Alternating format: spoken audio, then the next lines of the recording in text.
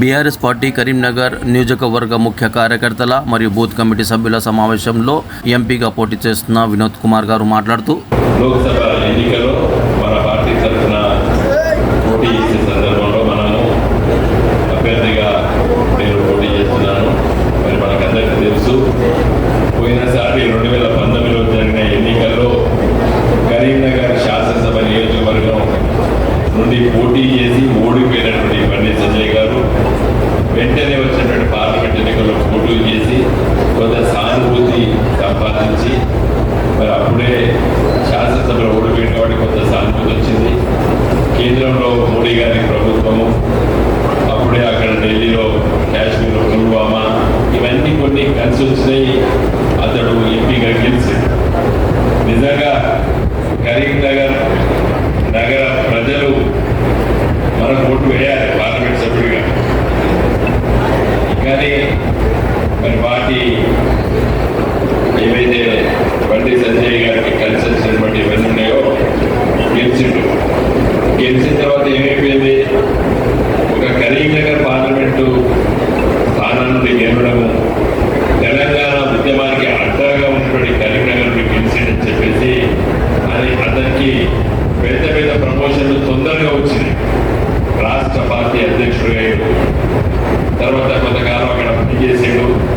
మరి ఎందుకు ఉడవికినో నాకు తెలియదు, కానీ ఉడవికిను.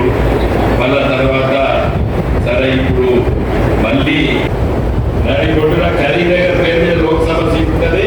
ఈ కరీంనగర్ జిల్లా పరిషత్ మీటింగ్ హాజరు కాదు. మరి సునీల్ అడుగుతానా, మరి హరిశంకర్ అడుగుతానా, మరి మున్సిపల్ కార్పొరేషన్ మీటింగ్ అని హాజరైనా, మీ దగ్గర రాజు కొత్తపల్లి మీటింగ్ హాజరైనా, మరి ఆయన ఎందుకు ఎంపీకి పోవాలి? సూటిగా ప్రశ్నిస్తున్నా. ప్రజా సమస్యల పట్ల చిత్తశుద్ధి లేని, ప్రజల కోసం పనిచేయని వాడు ఎందుకు ఎంపీగా పోటీ చేస్తున్నాడు అడుగుతున్నా. ఎంపీగా ఎందుకు పోటీ చేస్తున్నావు? నేను ధర్మం అంటాడు, ధర్మం గురించి మాట్లాడేవాడు. ధర్మం అంటే ఏది? ఇచ్చిన బాధ్యతల్ని నిర్వహించడం ధర్మం. భగవద్గీత ఏం చెప్తుంది? కర్మ సిద్ధాంతం చెప్తుంది. నీ పనిని నువ్వు చెయ్యి, రేపటి పని ఈ రోజు చేయి, ఈ రోజు పని ఇప్పుడే చెయ్యి అని చెప్పి మరి ఆ ధర్మశాస్త్రాలు చెప్తాయి. ఈయన ధర్మం గురించి ఏంటంటే ఈయన ధర్మం వేరే, పదవి ఆకాంక్ష. మొన్న ఏమంటాడు, వినోద్ కుమార్ని ఓడగొడతా లేకపోతే నేను సన్యాసం పోతాడు. సన్యాసులు కూడా 2 రకాలు ఉంటాడు. మరి దేంతో పోతాడు నాకు తెలియదు. ఓకేనా? పక్కన బండి చెడుకోడు, పక్కన బండి రాజకీయ సన్యాసం పక్కన 100%.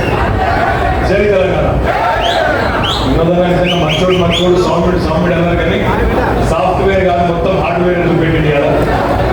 బ్రహ్మాండంగా నాకు ఒక్కరికే హక్కున్నది ఇక్కడ ఓటు అడిగేది అనే మాట బ్రహ్మాండంగా చెప్పినందుకు పూర్తి గట్టిగా వినోదాల కోసం సపోర్ట్తో.